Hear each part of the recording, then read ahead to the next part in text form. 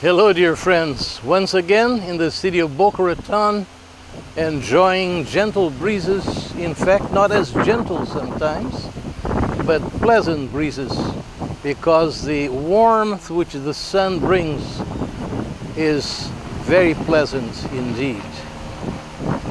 As most of you doubtless know, in addition to other roles that I have been playing through the years, one of those has been that of preacher of the gospel. I am a Presbyterian minister, and I have had that privilege for several years.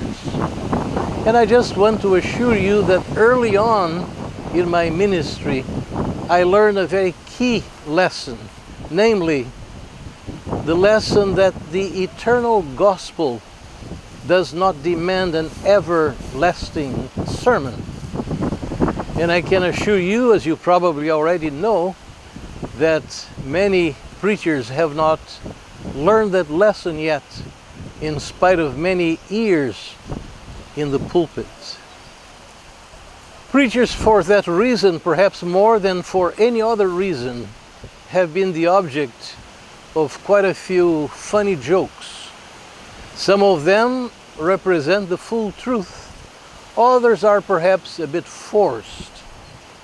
But one humorous story that I want to share with you in this connection is that of a pastor that one Sunday was very late in coming to the pulpit. Those responsible for the service knew exactly what had happened, but the people of the congregation did not. And they were looking at their watch, having not seen the entire morning the pastor in close proximity. But suddenly he was able to arrive. And what they found rather unique and even strange was the fact that on his face there were several band-aids. But even then, he was bold enough to appear before his flock in that condition. The service had already been started by one of the elders. They had already sung a couple of songs, the choir had brought its rendition, and the time came for the pastor to stand to give his message.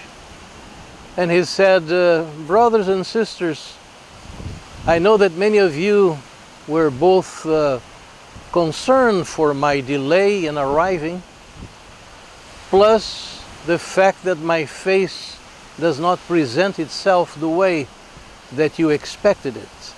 But I want to put all of you at peace. All of these band-aids do not represent any major happening in my life or anything dangerous that may have occurred. So that you can be at peace and pay full attention to the message that I'm about to deliver, I want to let you know what happened. This morning, while I was shaving in preparation to come to be here, there was a point when I concentrated so much on the sermon that I cut myself. With that, everybody was satisfied, and he proceeded to give his message, and the service concluded in its normal way, causing him to descend from his pulpit and stand by the door to greet all of his parishioners. All of them were ready to make mention of a sigh of relief that his explanation had brought to them. But there was one gentleman, a prominent member of the congregation, who also showed his relief, accompanied by some advice.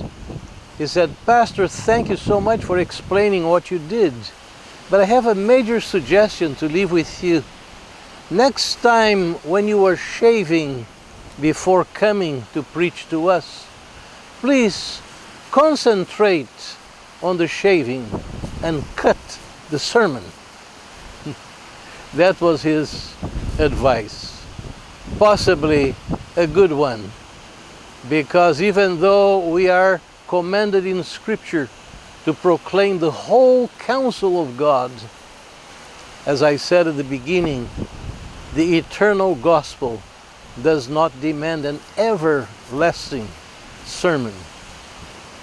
May you be in a congregation where you are being well fed the truths of Holy Scripture, but at the same time not in any way having your attention moved elsewhere because you can no longer concentrate on hearing the message that is being proclaimed. Blessings to you, and until the next time. Bye-bye.